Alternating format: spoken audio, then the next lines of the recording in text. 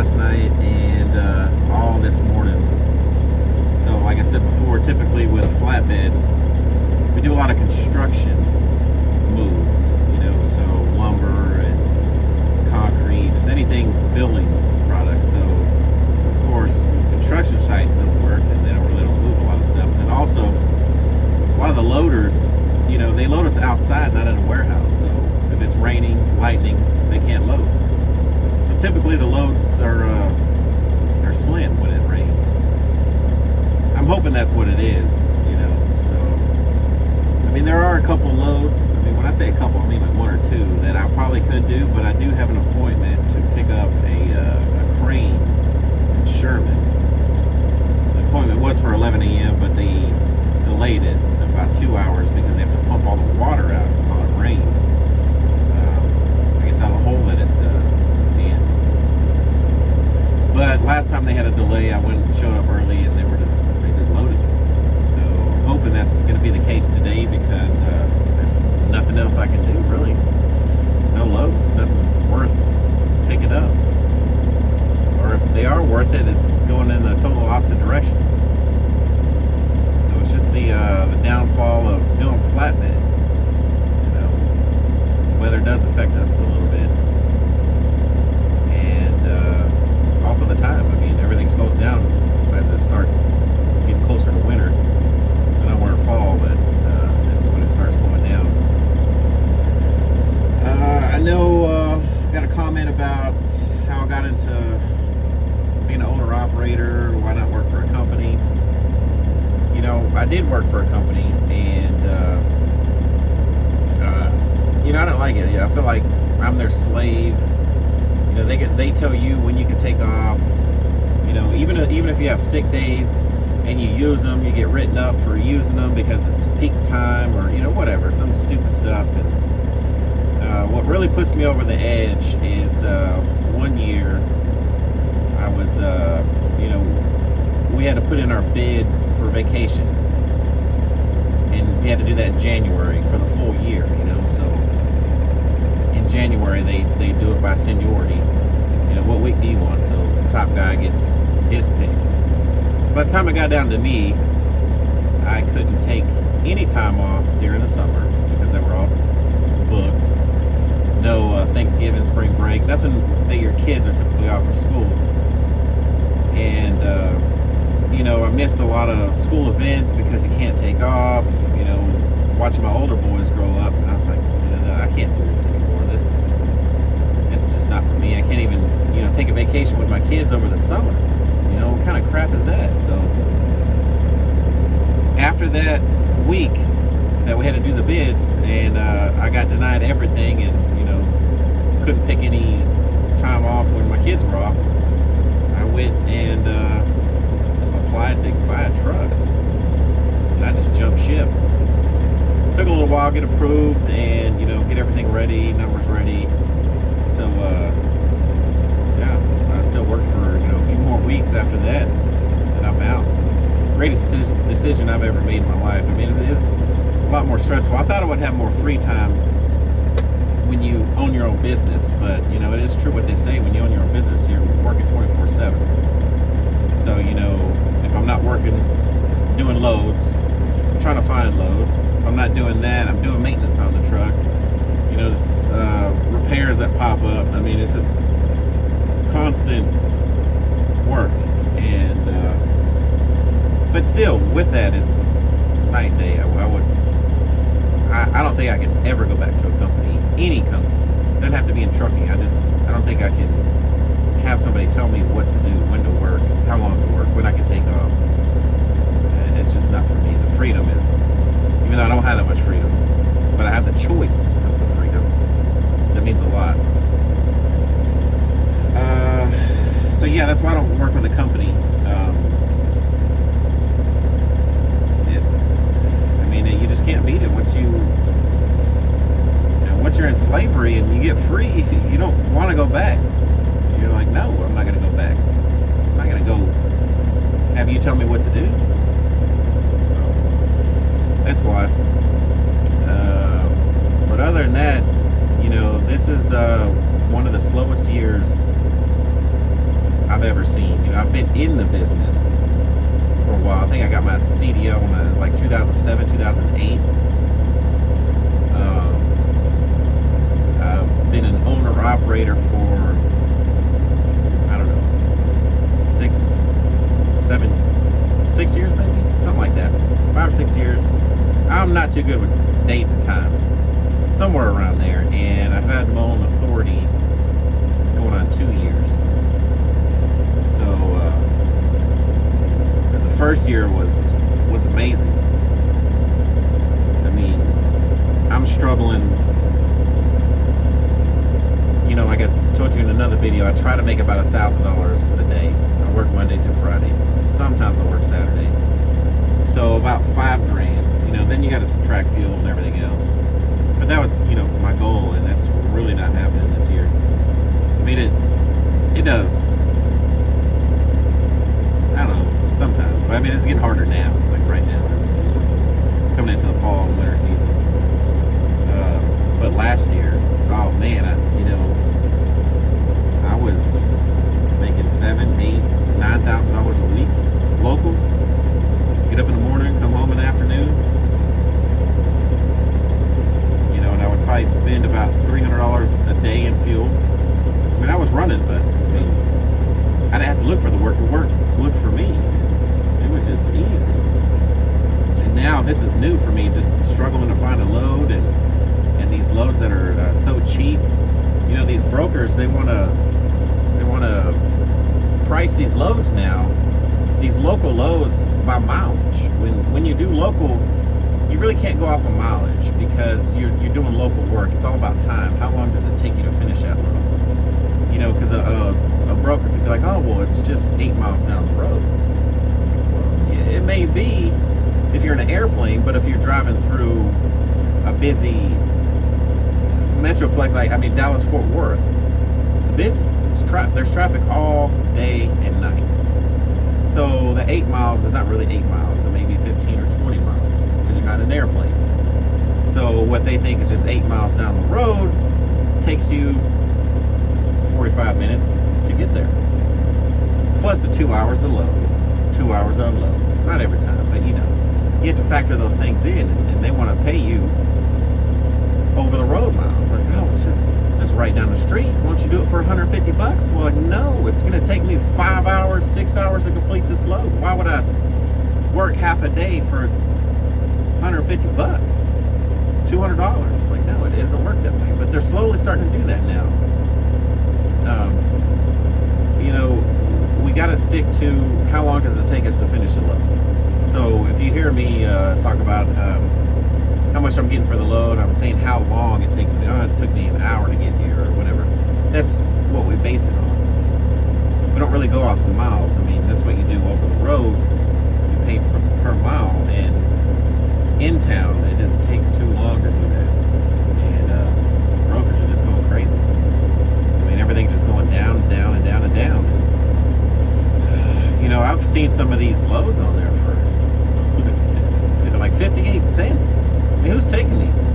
That's ridiculous. I want to see these people and slap them across the face like, hey, why are you taking this? I hope they don't. But if they do, they're hurting the cause for all of us. And I know it's hard to, you know, not accept some of these loads because it's like, accept this cheap freight, make just a little bit of money, or stay home and make nothing.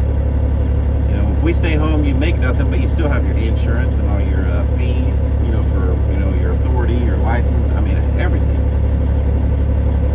So it's real hard. Something's got to change. And then this fuel is our biggest expense. You know, I mean,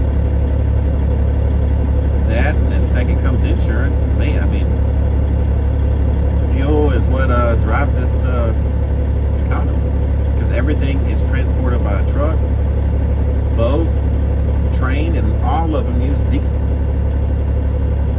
So we'll see. But you know what? I'm not going to give up. I'm just going to keep on trying, be positive, because if you give up, then you're 100% going to fail because you gave up. But if you don't give up, your chance of succeeding is great, or greater than giving up. You know, so I don't want to guarantee my failure by giving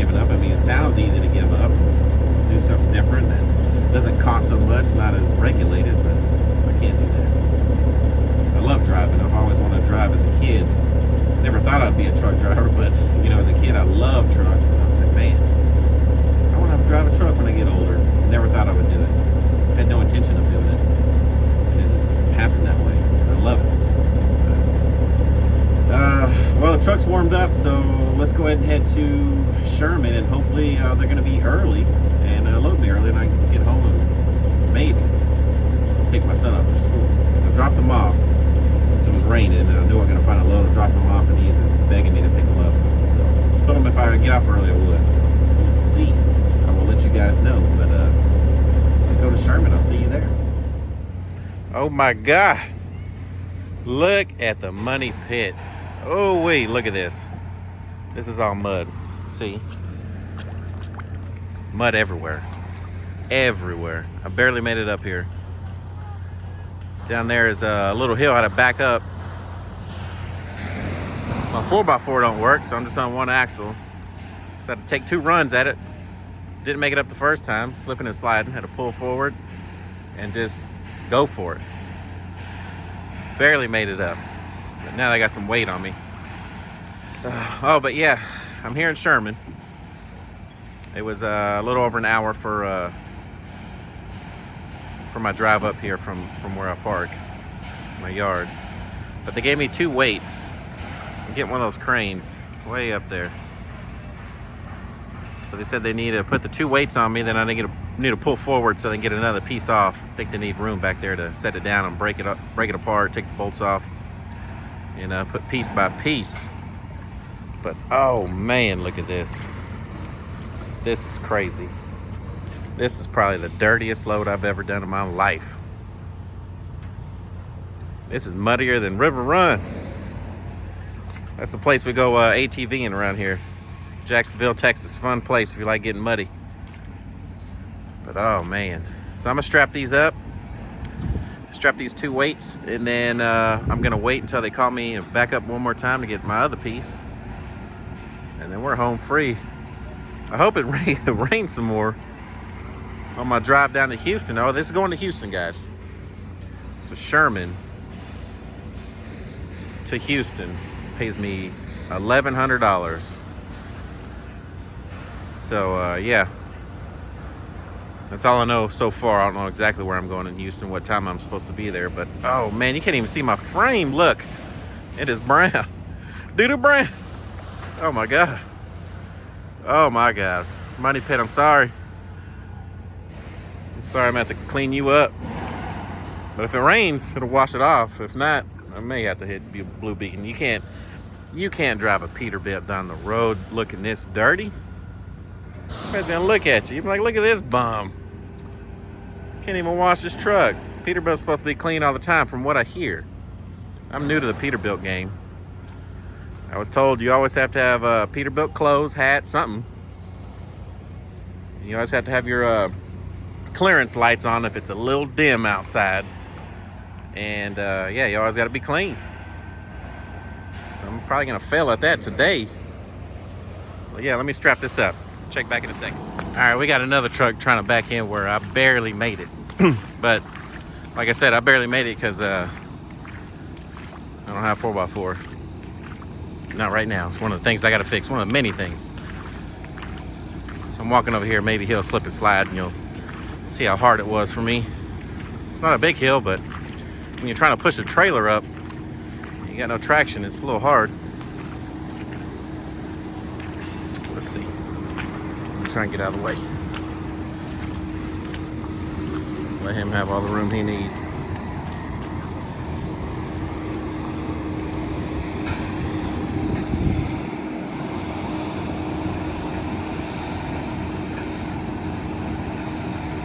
Yeah, I don't look like he's slipping and sliding like I was. Maybe he's a little bit. Oh.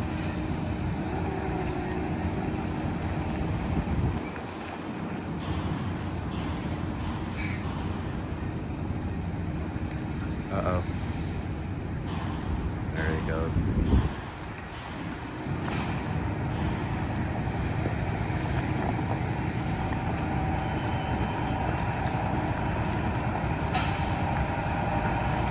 Oh, hell, he made it easy. He's a little bit on the rock side. I was more on the slippery slide.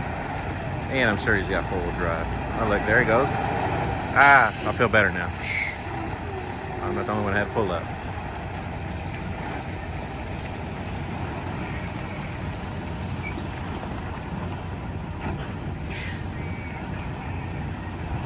Come on.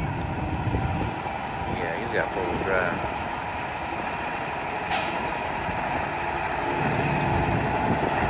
Oh, come on. Come on. Oh, wee. Oh, no. If he's slipping that much, all his wheels going. Imagine me.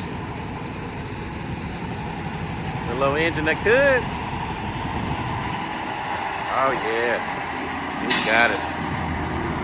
Oh, wait. Slipping and sliding.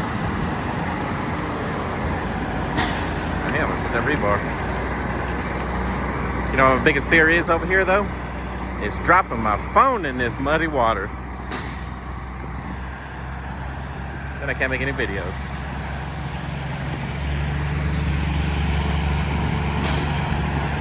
Let me know if y'all ever had to pick up or delivering something this nasty. Oh, it's so messy. All right, well, we're still waiting on my piece. They got it up in the air.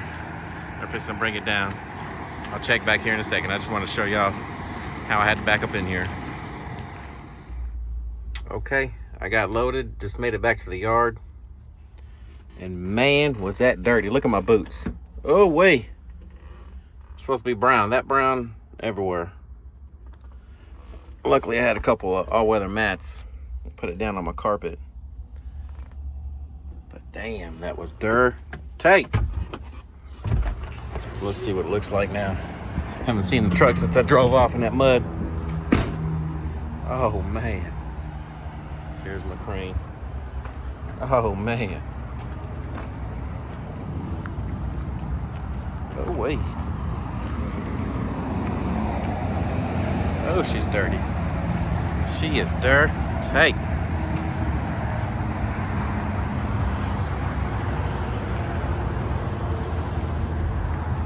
Man, she's dirty. Okay, we're gonna, you can see my truck over there. It's parked. We're gonna call that a day. You know, like I said, I picked up that load going to Houston. It's gonna pay $1,100, and I didn't pick up or deliver anything today. So technically, today, Thursday, I made $0. Oh, sorry, that's my. Let me put my seatbelt on. I'm not even driving, but yeah. So I just booked a load coming back from Houston. Houston going to Ennis, and that one is paying $7.75. It's supposed to be tarp lumber. That one's gonna deliver Monday morning. So hopefully everything goes smooth over there.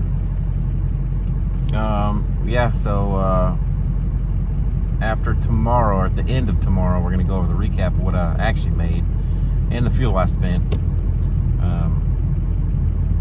I haven't put any fuel except for Monday, so I'm gonna definitely get fuel in the morning on the way to Houston. I picked a good week to show you guys what I make, because it's a horrible week. One of the worst weeks I've had. Well, I mean, kind of. I think so. But yeah, so thanks for watching.